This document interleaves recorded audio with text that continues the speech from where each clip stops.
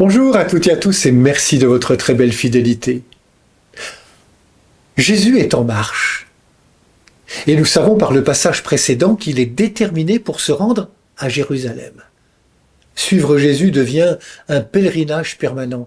N'est-ce pas lui qui affirmait qu'il était le chemin? Alors, devenir son disciple, c'est, comme lui, avoir le regard tourné vers l'avant.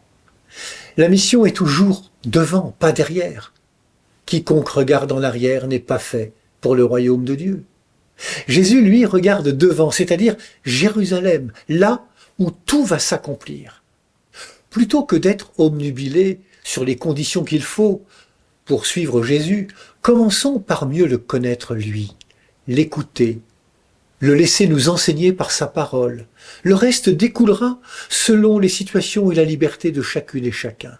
Jésus veut que nous soyons passionnés par lui et par l'Évangile, une passion du cœur qui se traduit par les gestes concrets de proximité, avec nos frères et sœurs qui ont besoin d'être accueillis, soignés, accompagnés, exactement comme lui-même a vécu.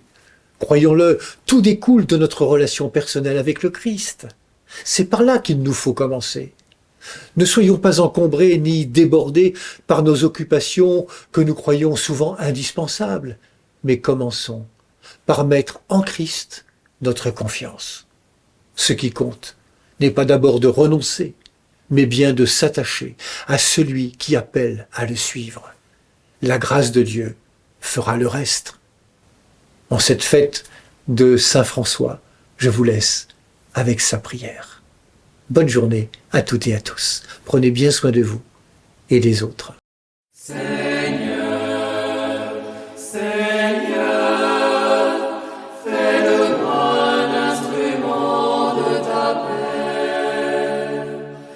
Où est la haine? Que je mette l'amour. Où est l'offense? Que je mette le pardon. Où est la discorde? Que je mette l'union.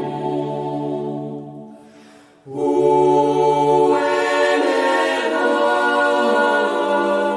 Que je mette la vérité.